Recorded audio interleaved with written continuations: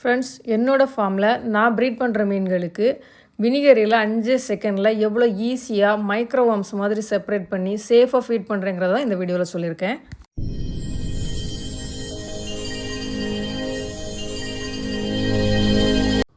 Friends, வினிகரியில் ப்ராப்பராக breeders எப்படி filter பண்ணி யூஸ் பண்ணுவாங்கன்னு உங்களுக்கு தெரியுமா? அந்த டிப்ஸை தான் நான் எனக்கு உங்களுக்கு சொல்லியிருக்கிறேன்.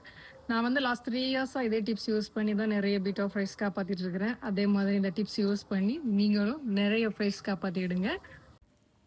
இது நம்மக்கிட்ட இருக்கக்கூடிய வினிகரில் கல்ச்சர். நம்ம பாட்டிலில் எப்போவுமே ஒரு 5 to 6 லிட்டர்ஸ் ஒரு 5 பாட்டில் எடுத்து ஃபுல்லாகவே போட்டு வச்சுருவேன். ஏன்னா நம்மக்கிட்ட ஸ்டார்டர் கல்ச்சர் சேல்ஸுமே உண்டு. கஸ்டமர்ஸ் கேட்குறப்போ இதில் இருந்து தான் நான் எடுத்து சேல் பண்ணுறது. இப்போ நான் பீட்டா ப்ரீட் பண்ணியிருக்கிறனால இன்றைக்கி இந்த வினிகரியில் நான் ஃபில்ட்ரு பண்ணி என்னோடய ஃப்ரைஸுக்கு கொடுக்க போகிறேன். லாஸ்ட் 3 இயர்ஸாக நான் இந்த மெத்தட் தான் யூஸ் பண்ணிகிட்ருக்கேன். ரொம்பவே ஒரு பர்ஃபெக்டான ஒரு மெத்தடாக இருக்கும். பிகினர்ஸ் வந்து யூஸ் பண்ணிக்கோங்க. நான் இன்றைக்கி ஒரு 50 ml வினிகரில் கல்ச்சர் எடுத்து அந்த 50 ml உள்ள ஈல்ஸை வடிகட்டி என்னோடய ஃப்ரைஸுக்கு இன்றைக்கி ஃபீட் பண்ண போகிறேன். ஒரு 3 to 4 டைம்ஸ் ஃபீட் பண்ணுறது உண்டு. ஏன்னா இது நியூ பார்ன் ஃப்ரைஸு. இந்த ஈல்ஸை நம்ம ஃபில்ட்ரு பண்ணுறதுக்கு ஃபஸ்ட் இந்த மாதிரி ஒரு பாட்டில் கட் பண்ணி எடுத்துக்கோங்க. எந்த பாட்டில்னாலும் ஓகே தான். நான் இப்போ என்கிட்ட இந்த பாட்டில் தான் தற்சமயத்துக்கு இருந்துச்சு, தனி பாட்டில். இதை எடுத்துருக்கேன். இதில் வந்து நீங்கள் இந்த புனல் பார்த்துருப்பீங்க. நம்ம ஊர்லலாம் புனல்னு சொல்லுவாங்க. இந்த மண்ணெண்ணெய் அந்த மாதிரிப்பட்ட இதெல்லாம் ஊற்றுறதுக்கு யூஸ் பண்ணுற புனல் தான். 5 ரூபா அல்லது 10 ரூபா இருக்கும். அது ஒன்று வாங்கி வச்சுக்கோங்க. அதே இந்த பாட்டில் டாப்பில் இந்த மாதிரி அதை ஃபிட் பண்ணிக்கோங்க. அடுத்து இந்த பேப்பர் வேணும் உங்களுக்கு, இந்த ஈல்ஸை ஃபில்ட்ரு பண்ணுறதுக்கு. இந்த பேப்பர் வந்து காஃபி ஃபில்ட்ரு பேப்பர்னு சொல்லுவாங்க. இந்த காஃபி ஃபில்ட்ரு பேப்பரை நம்ம இனி அந்த புனல் மேலே, அந்த கோன் ஷேப்பில் இருக்கு இல்லையா, அந்த புனல் மேலே இந்த மாதிரி அதை ஃபிட் பண்ணணும். புனலுக்குள்ளே இந்த மாதிரி வைக்கணும். அடுத்து நம்ம அந்த மெயின் கல்ச்சர்லேருந்து எடுத்து வச்ச அந்த 50 ml இருக்கு இல்லையா, அந்த 50 ml இந்த ஃபில்டர் பேப்பருக்குள்ளே நம்ம ஊற்றணும். அப்படி ஊற்றும்போது அந்த ஈல்ஸ் எல்லாம் வந்து அந்த பேப்பர் மேலே இங்கே தங்கிடும்.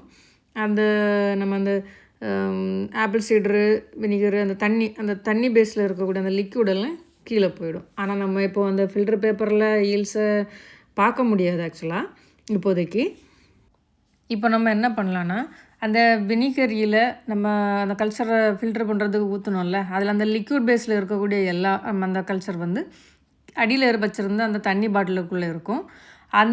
அதுக்குள்ளேயுமே ஈல்ஸும் இருக்கும். அது நம்மளோட வினிகரில் கல்ச்சர் தான், எந்த பிரச்சனையும் கிடையாது. நம்மளோட ஓல்டு கல்ச்சர் இருந்துச்சு இல்லையா, மெயின் கல்ச்சர் ஒரு பாட்டில் ஃபுல்லாக வச்சுருந்தோம்ல, அதுலேயே நீங்கள் ஊற்றி மெயின்டைன் பண்ணலாம். எப்பயும் போல் கல்ச்சர் ரெடி ஆகிட்டு தான் இருக்கும், எந்த ப்ராப்ளமும் கிடையாது. திரும்ப இப்போ நம்ம என்ன பண்ண போகிறோன்னா, அந்த காலி தண்ணி பாட்டில் இருக்குல்ல, அந்த தண்ணி பாட்டிலில் திரும்ப அந்த பொண்ணலை அப்படியே வச்சுட்டு இனி நம்ம இந்த ஈல்ஸை வந்து வாஷ் பண்ண போகிறோம்.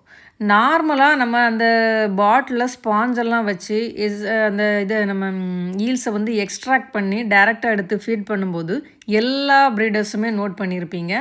அந்த ஃப்ரைஸ் இருக்கக்கூடிய டப்பில் மேலே ஒரு லேயர் ஆயில் மாதிரி தெரியும் உங்களுக்கு, ஒரு மாதிரி அப்படி படர்ந்து இருக்கும் எண்ணெய் மாதிரி.